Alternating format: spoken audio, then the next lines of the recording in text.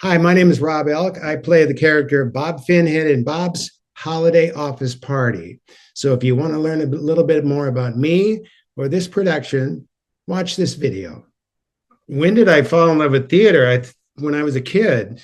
I uh, I I remember seeing plays. I grew up in a small town in Iowa and seeing plays at the community theater. And I remember my dad was in a couple of productions. Like my dad was in Showboat, and then he and I were in the Music Man together. And so, but that I kind of just got into theater through just loving movies and seeing actors because I kind of was influenced by. I was trying to think about like the Music Man, the movie The Music Man, and Robert Preston was a big uh, influence on me.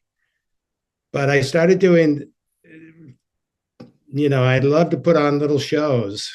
I had a friend in the neighborhood, and we'd put on little shows.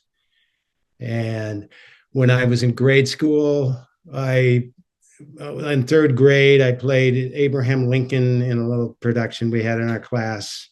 And then it seemed like I got involved with school plays. When I was in sixth grade, we all wrote our own play, all the students.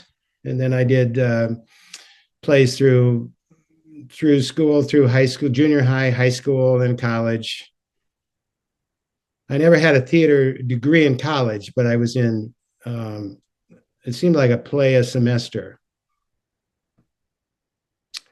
And that's it. And then after I graduated, I went to school in a little school in college in Minnesota, St. Olaf College.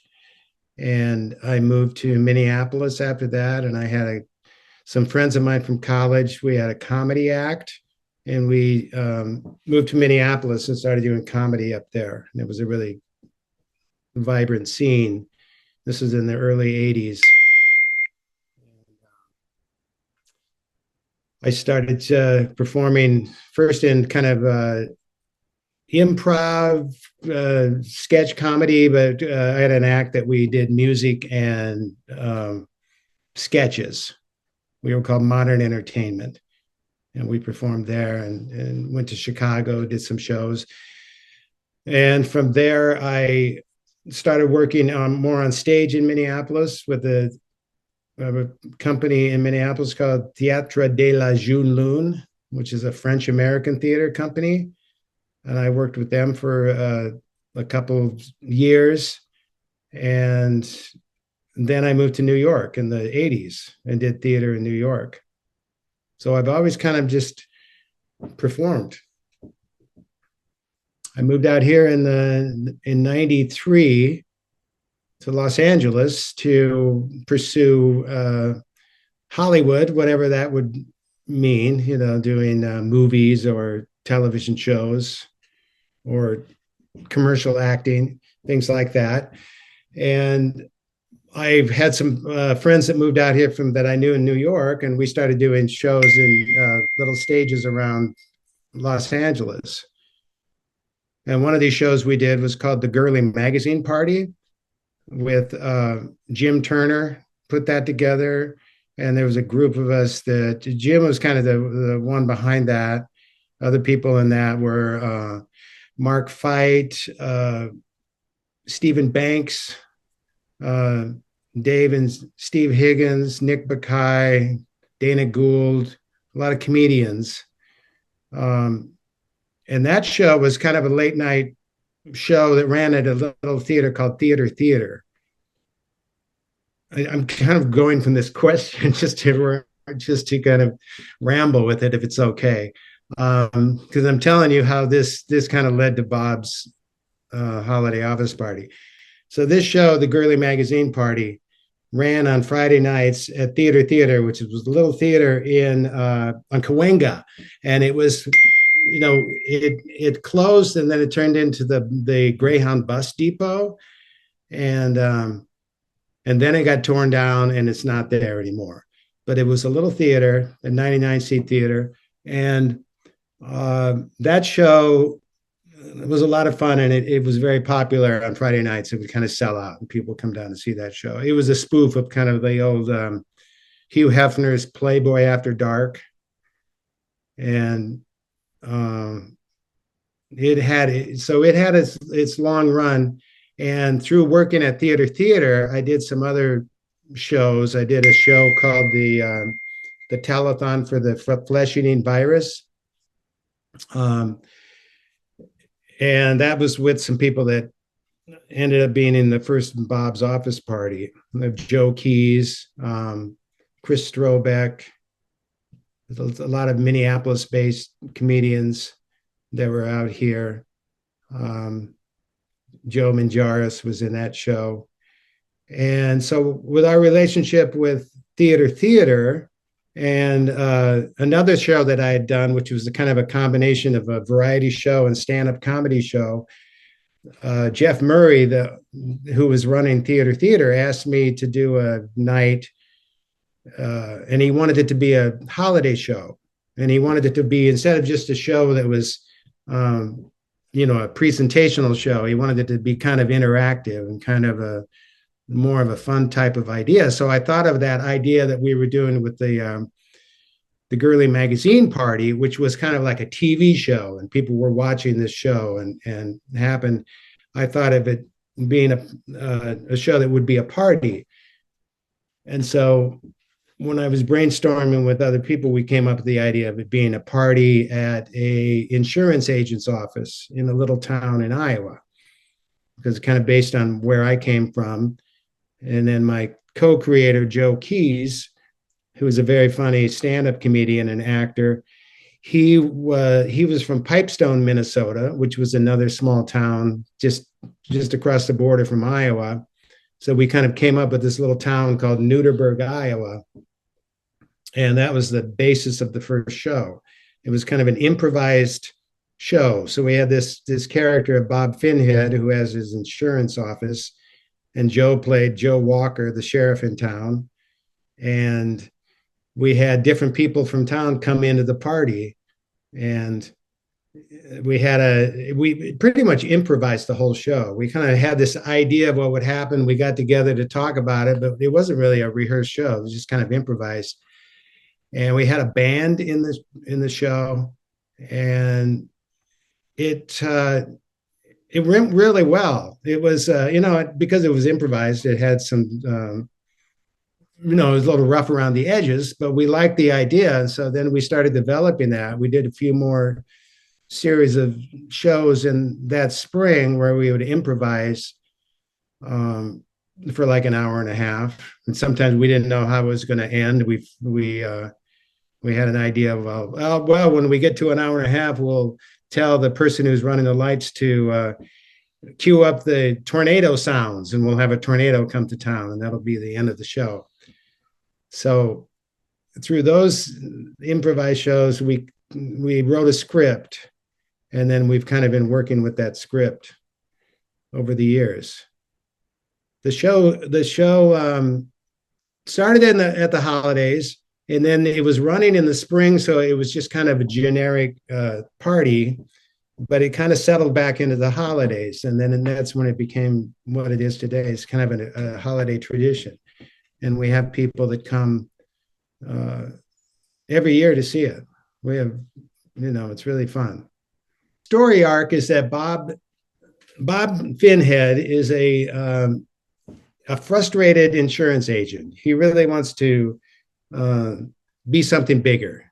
He has this dream to be an inventor, because he wants to change the world with his inventions, even though his inventions are pretty harebrained.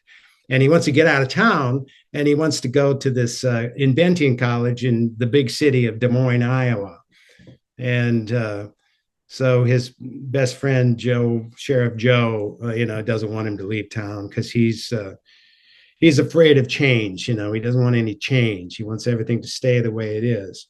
So that's kind of the arc.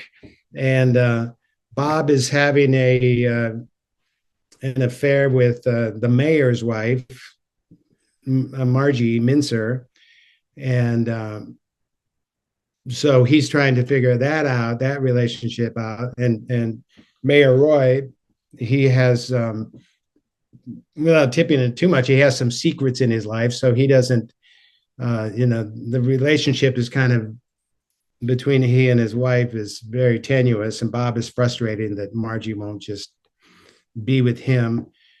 And so Bob just kind of wants to get out of town. And the other characters that are in town that come to the party are LaDonna and Lavoris Johnson. They're the richest farmers in the county. They're these twin single spinster, I guess is the word to use, farmers that are very conservative. And they come, and then another character that shows up is Marty. He's the town handyman, and he's kind of a stoner character. And then we have a visit from Carol, who's the minister's wife. She comes in to drop off some napkins, and she announces that she's going to go to the Lutheran talent show, or the Lutheran church, and she's going to sing a song at the talent show. So we all get her to sing a song, and she's she's very shy, and that turns into a very it's a very entertaining moment in the show when she sings her song. And then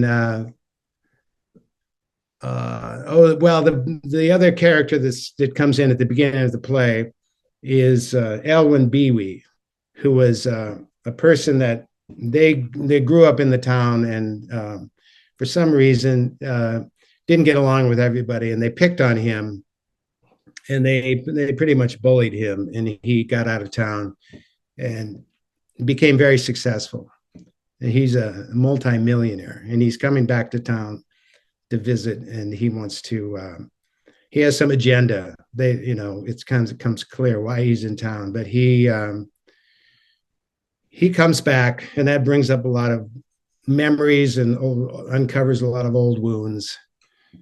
And so he has to work through that, and we all have to work through that. And then our last character that comes into the play is Brandy, who's how do I say that? She's the woman in town that's always hanging out at the bar that she always wants Sheriff Joe to put her in the handcuffs and take her down to the, and he says later, we'll talk about that later. And so she brings a little bit of spice to the party. So the party starts out very, very orderly and prim and proper, and by the end of the show, it's everything's come undone. There's a lot of drinks spilled and cheese balls on the floor, and a lot of secrets revealed. Well, we want them to have a great time. In the philosophical thing about theater, we want them to forget the troubles from the past and just enjoy themselves for the hour and a half or hour and 45 minutes of Bob's. So it's just a very silly show. I think I just get people that react to the show in such a nice way, and it's always fun to hear that. So I hope that they can get that out of it. I mean, it's a little bit outrageous. I mean, people come in and I'm always concerned that people might, well, not that they're going to get offended, but if they, we make fun of a lot of things, and it can get really, I call it it's like a play version of The Hangover or something like that. It's kind of an R-rated play. But 2 weeks ago, I went to see a friend do stand-up comedy, and there was a woman that I was talking to afterwards, and she was looking at him. She goes, "You look familiar. What have you done?" And I really, since COVID, I haven't been doing too much performing. And I said, "Well, I don't know. I do comedy here and there." And she goes, "Do you do a play?" And I said, "Well, yeah, I'm getting ready to do a play, Bob's Holiday Office Party. And she goes, you're Bob. Oh, you're Bob. Oh my God, I love that show. And she started telling everybody around the lobby area about our show. And she had come to see it with her brother had brought her to see it. And then she's bringing more people. And that's kind of, we find that happens with people that it's just kind of infectious, and then people come back year after year. And we'd really, I started noticing that maybe 10 years ago when I was over at the Hudson Theater, which is a small theater. And I went out to the lobby, and there were all these people standing there, and they were saying, oh, hi, it's so good to see you. This show is part of our holiday tradition. And I kind of heard that, but that's when it really started to hit me that people come back to see the show year after year. And in the past, we've had groups rent a bus, and come in a party bus. We've had people dress up sometimes they dress up in characters from the show, or they'll wear, those crazy Christmas sweaters. And so they really get into that. And it's just it's really, really wonderful to see that. And we did an event and we're going to do that this year, where we had an audience talk back, where we came out and talked to the audience after the show on a Saturday night.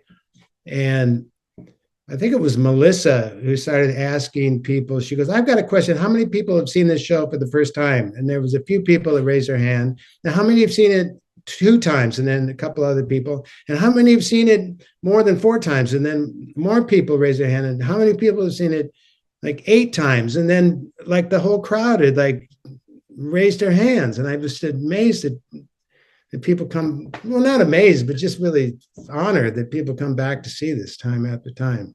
Well, when I'm doing this play, I kind of, because I look around and enjoy the moment of being on stage with these people.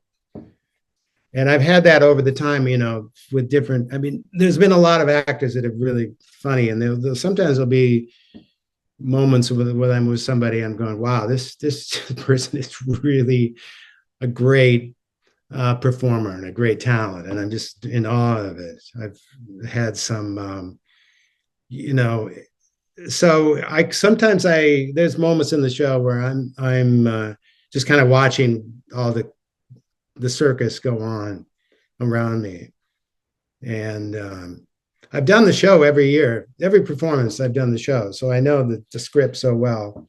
I know, and we do have, occasionally we'll have new people. Like this year, we're going to have new people, and it's really fun to work with different people. And I've learned to be really, we used to just say to people, oh, don't worry about it. If somebody is new to the show, don't worry about it. We know the show so well, nothing can go wrong. It'll be great. And then I realized that the new people are very, it's pretty stressful for them to come into a show like this, even though we know that they're going to be great. So we're trying to, over the past few years, we've become more aware of that and trying to give them as much time as they can so they feel comfortable.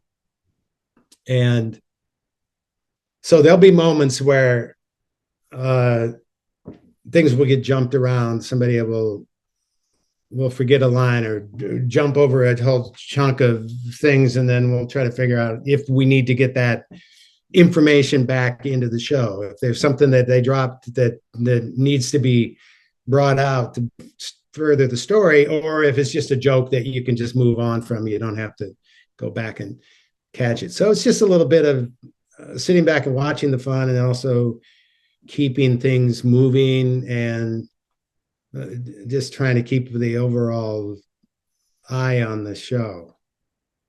I'm not saying it's like directing it. It's just trying to keep it going, because we have a great director with Matt Roth, who I just love working with. And when we were rehearsing last night, it was kind of like people were asking me questions, and I was going, "No, we have a director. Let him." So we're remounting things, and we're saying, "Oh, last year I stood over here and did this," and Matt will say, "Well, you don't have to. We don't have to do it that way. Whatever you feel, whatever feels right." And Matt he's a great director because he has just a sense of calmness about him, and he really brings things out. He makes you want to, bring things out. The show is running at the Beverly Hills Playhouse. It'll be a fun experience for all of us. I'm excited about it because it has a reputation to it. It just sounds great. The Beverly Hills Playhouse. And it's been Alan Barton, who runs the theater, told us that it's a 100-year-old building. I don't know I don't know, I should look it up, but I don't know how long it's been there. But you go in there and it's a very intimate space. And it's a very, I think it's going to be a great place for us. It has a lot of history to it, and they must see it there because that's the only place it's going to be this year. I think people must come to get on the Bob's train and find out what it's about. Over the years, we've had people that there were some actors that would come up to see our show on a Sunday night after they had done the Christmas Carol down at South Coast Repertory. And I've learned that after a few years, that it was kind of their tradition. So they would do their show. I think it was I don't know if it was like after their last show on a matinee, and they would rush up to see our show. And that guy, his name is Don Took, was an actor in the Christmas Carol, and I got to know him. And one year I was in June, I was in New York City, and I was on the subway. I'm just riding the subway like you do in New York, and this guy who was sitting down in the chair, or in the seat at a subway. They don't have chairs in the subway, but the seat. He leaned over to me, and I was standing there like holding on to the strap or the pole. He leaned over to me and he goes, "Is there going to be a Bob's Holiday Office Party this year?" And I went, "What? Who are you?" And it was Don Took, and he was this actor from the South Coast Rep. That was really fun. So I'm thinking of the people that have come over the years. Matt Groening, the creator of The Simpsons, is a fan of the show. He's come almost every year, and he heard about the show because a friend of his who teaches theater over at Occidental College at the theater department would bring his students, and brought Matt one year. And so Matt comes back to see the show. And then, there's just, I'm mentioning people that are actors, but there's just the everyday people that write me. I always get emails around the early fall or late summer about where's the show going to be this year. It's wonderful, and it's kind of like, so I'm going to do it again this year, I guess. I don't know if I'll ever stop. Well, I think the thing about the play is that it's kind of about a small town. I mean, it's all about a small town and the community and the characters, and they all, even though they're different characters and they kind of have their arguments, there's a real sense of community to the town, and that's part of the arc of the show. But I would hear people talk about it afterwards, whether people are from even the East Coast or the West Coast, they can relate to these small town characters. And I even had a friend who was a director who is from New York City, and he was really, there was something he said about those people that's just kind of a heartwarming story about how they feel about each other. And hopefully we're trying to get that apart, especially in these times, as character Joe says, in these times of pain and suffering, we can get together and have a sense of community. So that's kind of the the arc of it. It's kind of a little bit of a It's a Wonderful Life, that kind of a positive story. It's all the mayhem and the spilled drinks and the cheese balls. Well, my name is Rob Elk, and I play Bob Finhead in Bob's Holiday Office Party. And the show is running at the Beverly Hills Playhouse, running Friday, Saturday, and Sunday. So that's 9 shows only at the Beverly Hills Playhouse. And you can go to www.bobsofficeparty.com for tickets.